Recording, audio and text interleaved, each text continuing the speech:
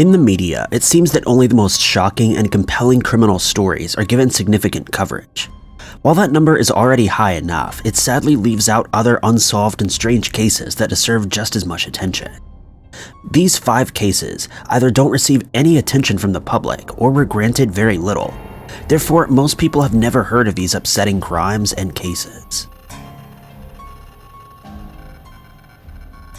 Number 5.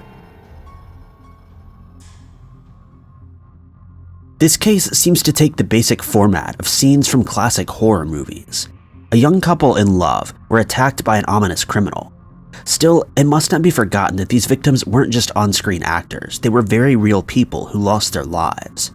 An overnight camping trip near the town of Bumblebee sounds like a fun, safe, and obviously romantic getaway. However, unfortunately, when 20-year-old Brandon Rumbaugh took his 19-year-old girlfriend, Lisa Guerreri, to a quaint camping spot just off the road of Bumblebee, tragedy struck. It was a Friday night when the couple set up camp on October 17, 2003, having no possible idea about what their outcome may have been. The pair was celebrating their 1-year anniversary, so their friends and family knew that they would be away as long as they could, but they didn't expect Brandon to not show up for work or answer any phone calls. So when he failed to clock in the next day, both the pairs of families were sick with worry. A few more hours passed by, and eventually a small group of their friends and relatives reported to the campsite. It took them a while, but they finally stumbled across the truck that Brandon's mother had loaned the couple for the night away. One friend approached the vehicle and immediately noticed the lovebirds lying next to each other in the bed of the truck. But sadly, they weren't just resting or cuddling. They passed away after being clearly attacked. An autopsy report confirmed the obvious and attributed their passing to several firearm wounds.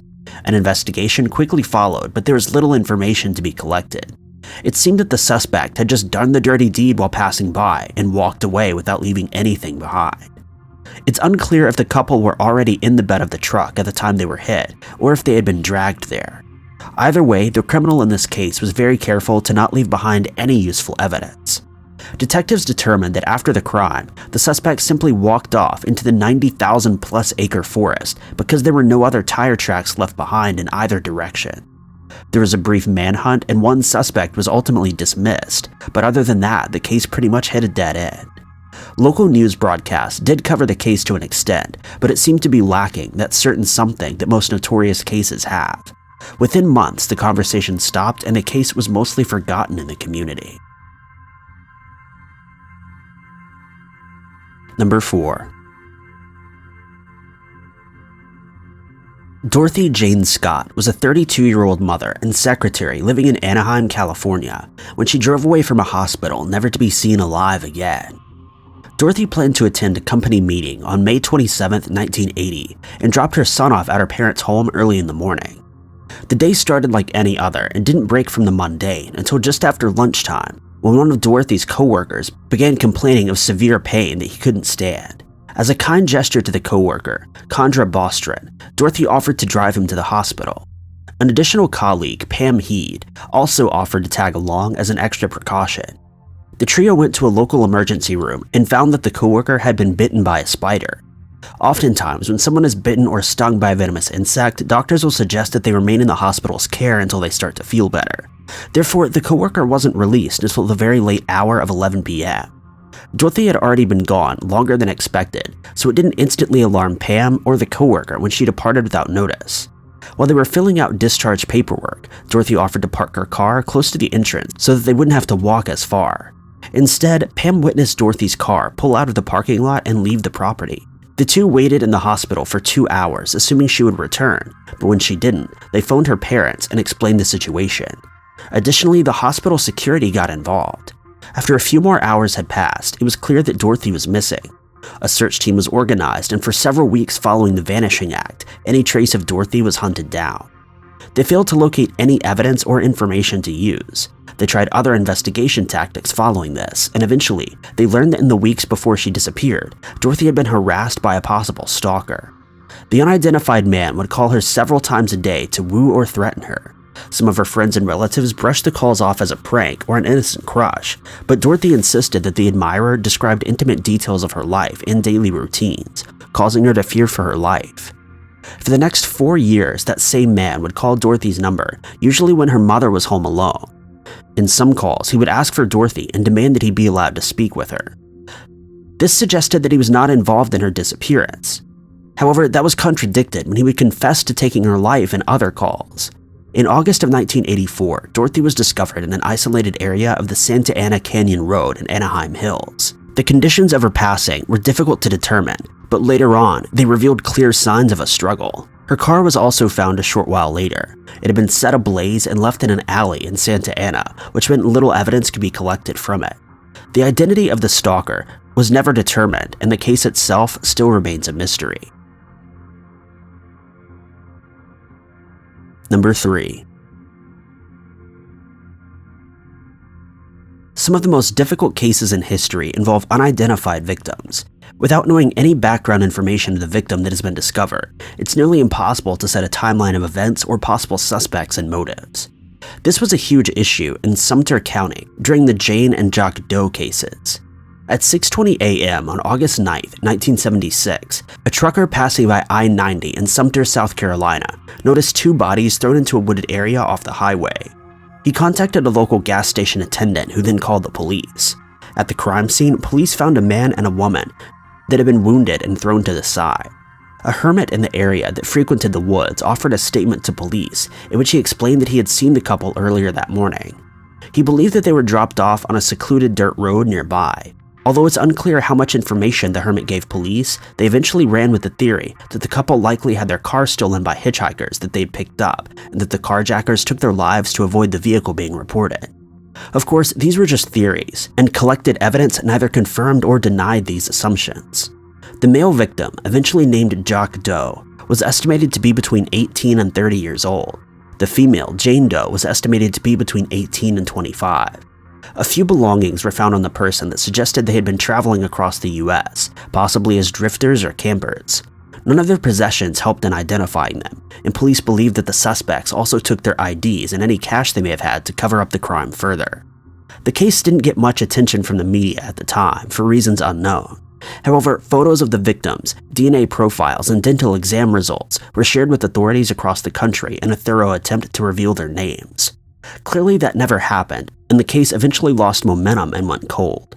A coroner named Verna Moore became very focused on the case though, even after it was put on the shelf. She still frequently worked on the details for 33 years, and didn't stop until 2009, when she left for a well-deserved retirement. Although the case is cold, detectives still encourage any information to be submitted to Sumter County law enforcement, hoping that all these years later there may still be a chance of at least giving Jane and Jack Doe their identity back. Number 2. On Friday, December 4th, 1998, 21-year-old Yale student Suzanne Joan turned in a lengthy essay and organized a pizza-making party for her college friends and mentally disabled students at a nearby church. Acts of kindness were a huge part of Suzanne's personality, according to the friends and relatives that adored her. She stayed late after the party to clean up, took another volunteer home, and then returned the university-issued vehicle she'd used for the day.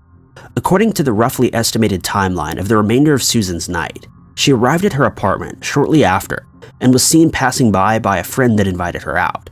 She politely declined, mentioning that she planned to study for most of the night. Records show that she logged into her email account and had a conversation with a friend in which she stated that she would drop off some textbooks in the lobby of the apartment building. In the message, it's important to note that she was not in possession of the books at the time. Instead, she mentioned that she had to go get them from someone else first. She apparently met with this unnamed person, and although it's unclear what their role was in this case, it's an odd fact that they've yet to be identified despite the entire campus learning the news that Suzanne had passed away. After the mysterious textbook meetup, Suzanne walked to the campus police to return some keys. What happened next remains a mystery to this day, but Suzanne was found around 10 p.m. by a passing couple on a street corner near campus. She'd been wounded and attacked and was lying on the ground lifeless. In the investigation, police realized that Suzanne was found nearly 2 miles from where she was last seen. This was an issue because according to the timeline of events, it would have been humanly impossible for her to travel from point A to point B in such a short span of time. This implies that she was picked up by someone and then dropped off after the attack. However, friends and relatives that were closest to Suzanne insisted that it would be extremely out of character for her to accept a ride from a stranger, especially since the overall distance she would have to walk was reasonably short and would not have been worth the risk. Therefore, investigators believed that she was picked up by someone that she knew personally. As you'd expect, this case was cut short when a lack of evidence led investigators to several dead ends, and it's still unsolved. Number 1.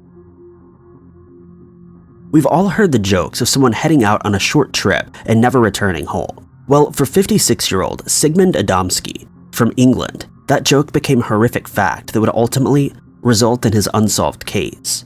After he failed to return, a massive search was organized in June of 1980. The first 2 days showed no results in coming any closer to finding the man, and the team lost momentum. It seemed like it was just about time to give up when there was a sudden break in the case after 5 days. Unfortunately, it goes without saying that Sigmund wasn't found until after he had already passed away. He'd been left in a coal yard under very mysterious circumstances. It seemed as though he was dumped and arranged in a very specific way. He was on top of a pile of coal, but he was dressed rather nicely. He was wearing a snazzy suit, and a closer look revealed that he wasn't wearing anything underneath it. Additionally, his wallet and wristwatch had apparently been taken from his body. An autopsy offered very few details and was unable to determine the cause of his passing. However, the coroner did note that Sigmund appeared to be clean-shaven despite having been away from home for almost a week. This also interfered with establishing a time of his passing. No signs of a struggle were found, but some burn marks were present on his skin. The case held little to no evidence, and investigators felt that they would never find answers. A local man, though, well known for his work in the field of UFO sightings and identifications, contacted authorities and claimed that Sigmund had been abducted and dumped by aliens. This theory was born thanks to the officer that first arrived at the scene. He insisted that he encountered a UFO near the ground around the time that he approached the body. The same man that publicly announced the possible abduction later said that Sigmund was returned to Earth after he suffered a heart attack from trauma. A coroner obviously couldn't verify that claim, and to this day, no one knows what truly happened to this man. Thank you guys so much for watching. If you liked this video, be sure to click that like button. If you loved it, maybe consider subscribing and clicking that notification bell. But I've been Ty Knotts, and I'll catch you guys in the next video.